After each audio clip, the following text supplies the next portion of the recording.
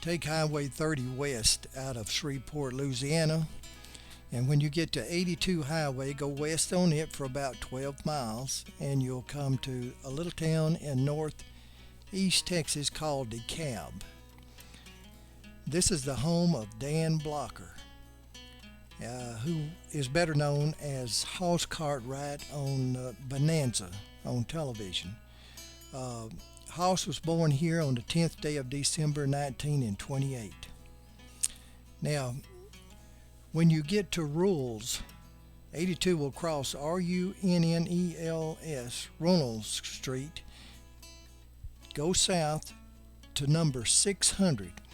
Now, Mary Blocker, Dan's mother, moved back here after Dan's father died and after Dan had died. She had been living in California to be close to him, and she got homesick because this is their original home here. So she stayed here now for several years until she got where she couldn't take care of herself, and Dolphia, that's Dan's wife, come and got her and took her back to California.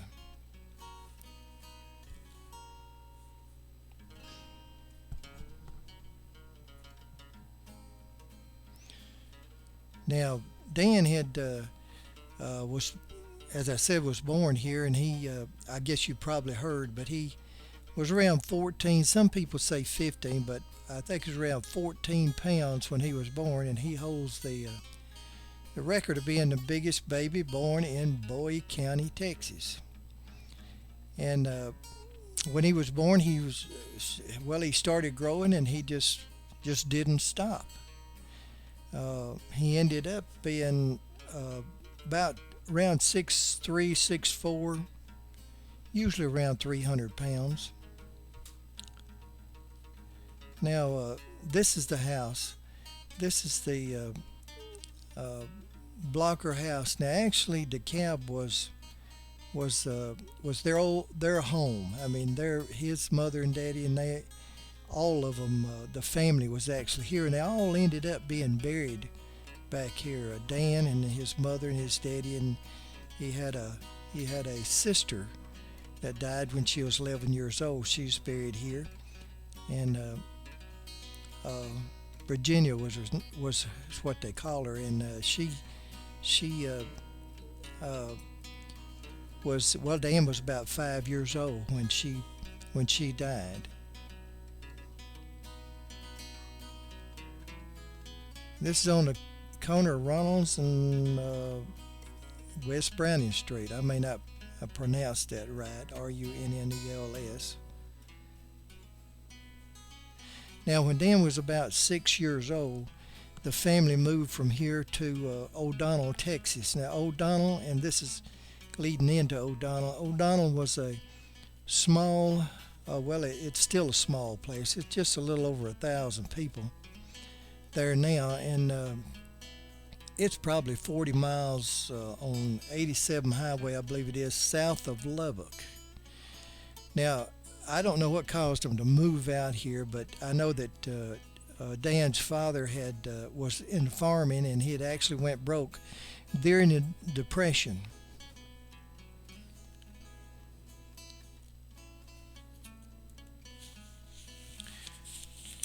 Now, this is going into Odonnell, and Odonnell is they have a lot of cotton warehouses here. It's a cotton and a ranching community.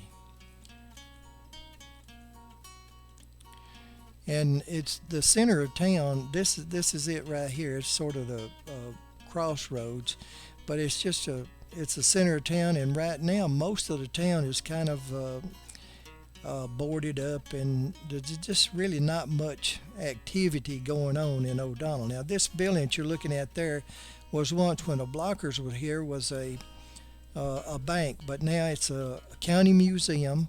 But they did reserve a part of it for Dan, because they considered Dan one of their own. Just about everybody here at the time knew the Blockers, because somehow or another Shaq, that's Dan's daddy, he was named Oral Shack Blocker, but everybody called him Shaq. somehow or another he got enough money to open this grocery store here. Now it's boarded up now, as you can see, and it's been that way for years. But uh, when Dan was growing up, he used to tote out groceries and feed and stuff like that to the customers. And he was just an overgrown, I guess a little gawky. And they said at one time that his daddy actually, now he did this in a joking way, asked one of his friends, said, "I'll pay you a fuel hard Dan," said, "because I have got to get him out of my store. He's wrecking the place." And Dan was always about twice the size of other boys when he was growing up, and they used to wrestle right here in the streets. They'd block the streets off and wrestle, and he always, sometimes he would wrestle two at one time. So, and in college he did some boxing and wrestling, so he was, of course, he was big enough to do it. Now the reason I'm going around behind the store is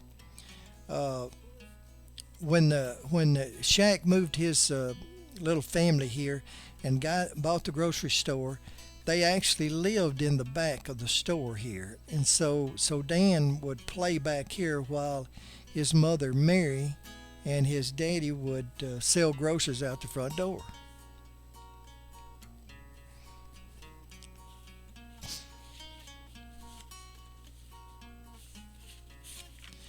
Now, round to the side here is a little park, and what happened?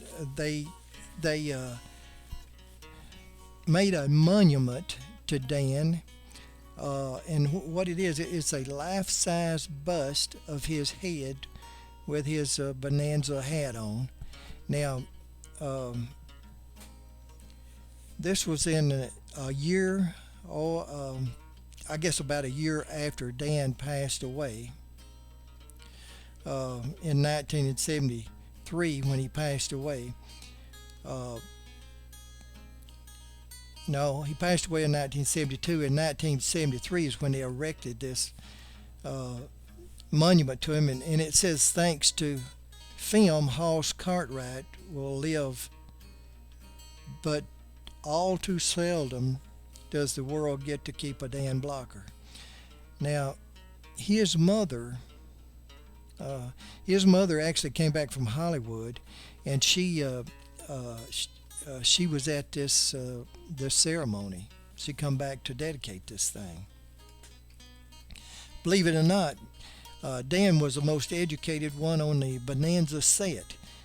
He had a master's degree, and he taught grammar school. He also taught high school here in Texas, and even when he went to Hollywood, he went out there actually to try and finish up at UCLA and get his PhD.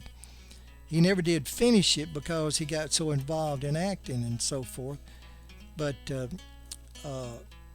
the townsfolk was really surprised to see Dan riding horses in the movies, because they said that they knew him as an astute student, and it was more natural for him to have a book in his hand and be reading it than it was to be riding on a horse.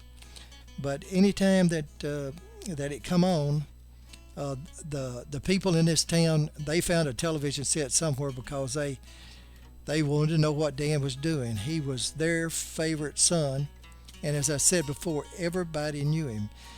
Now, when Dan started making it big, began to really make some money in Hollywood, well, of course, he wanted his mother and daddy out there close to him, so he come and he sent for them. But this was after, well, his daddy had only been out there 6 months before his daddy died. He only lived out there for 6 months. Now, this is one of the houses we're going to, and it's, just right up the street from the store. And this was the last house that the Blockers, his mother and daddy, lived in before they moved to California. Now, Shaq and Mary actually kept this grocery store. They was in the grocery business for 26 years. and when they moved to California, they actually sold the grocery store to a nephew of Mary's. And then years later, when grocery business got bad, Dan took the nephew and made him a manager of one of the Bonanza restaurants that was in Lubbock. Now, Lauren Green and Michael Landon actually were real good friends with Dan. I mean, it wasn't just show; they were actually good friends, and they were in business. They had not only the Bonanza restaurants, but they had several other businesses. And believe me, you've got to like somebody to go into business with them and trust them enough to go not into one business but several businesses like they did. Now, this is the house that the people in Odonnell told us that the Blockers lived in right before they moved on to California. Now, while Dan was here, he married a girl that he went to college with, and it was Dolphia Parker. Now, it's been said that Dolph, as he called her, and it's true, that she always, after Dan's death, she always remained loyal to Dan's memory.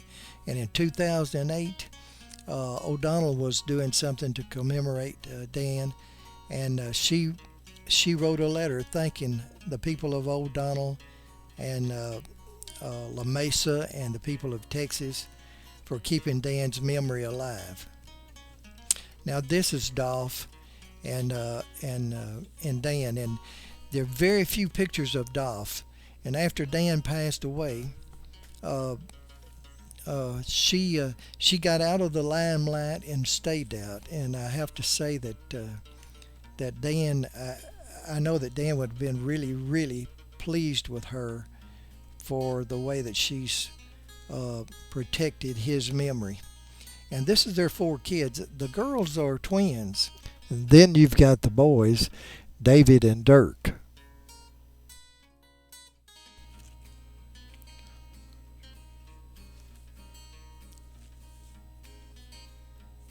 Now, Shaq, Dan's daddy, like I say, was out there in Northgate for a while. Now, this is one of Dan's son, Dave.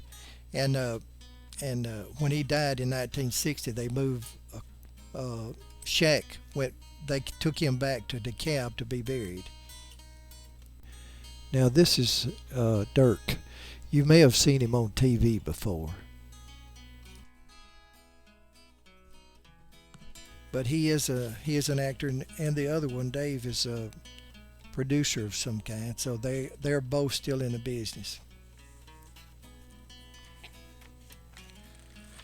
Now, this is back in DeKalb, and what happened was when Dan passed away, of course, they brought his body back to DeKalb.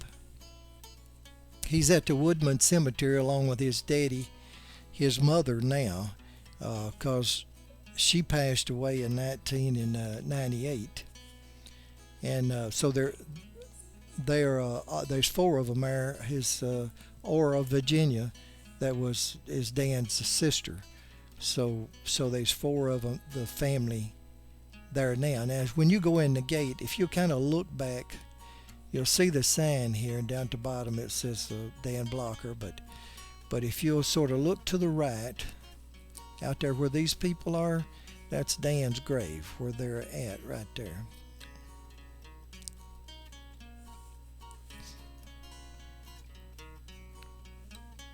Now, Dan had a minor gallbladder surgery in 1972 and was expected to be just fine. It was supposed to be simple. Well, unfortunately, he actually stayed in the hospital for 12 days, and everything was really, really good. See this picture here? They called it horsing around. But when he got out of the hospital, he was out one day, doing just fine. Told his wife he was really happy to be home, and everything was, and he was feeling so good, and ready to go and do other things. And and about 4 o'clock that morning, he started hurting in his chest, couldn't breathe. So when Dolph called the ambulance, got out there, they actually thought it was a heart attack. And so they sent him to another hospital, not the hospital where he was operated on for gall bladder, but they sent him to the Daniel Freeman Hospital. And of course, they had a heart unit there. That's the reason they took him there. They first come out and told her that he was going to be all right. They had him stabilized, and then they told Dolph just a little while later that he had passed away. So Dan passed away. Well, he was born on the 10th day of December 1928, and he died May the 13th, 1972. Now, this is Oral Virginia's. This is Dan's sister. She was 11 years old, as I said, when she passed away in 1933. Dan was only five years old at the time. Now, he remembered her, he said, but, just kind of vaguely. Now, on Dan's tombstone there, you'll notice it's got B. Dan Blocker. Well, the B stands for Bobby. Now, this is his mother. May the 4th, 1901, she was born, and she passed away June 30th, 1998. None of the Blockers really was much for the Hollywood life. His mother and daddy wasn't much for it, and his wife, none of them were. As a matter of fact, they had a simple ceremony here. There was only about 20 people here, family and friends, so they didn't make a big to-do out of it. Now, this is Dan's daddy, Oral Shack, and he died December 19, 1960.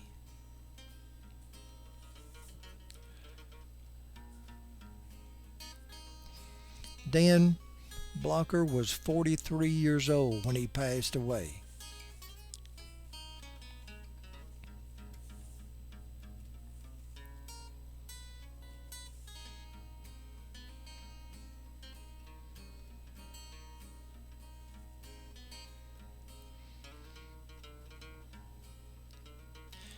This is really just a sort of a community graveyard. And if you didn't know who Dan Blocker was, it looks just like all the rest of the graves. Dan Blocker, you are missed.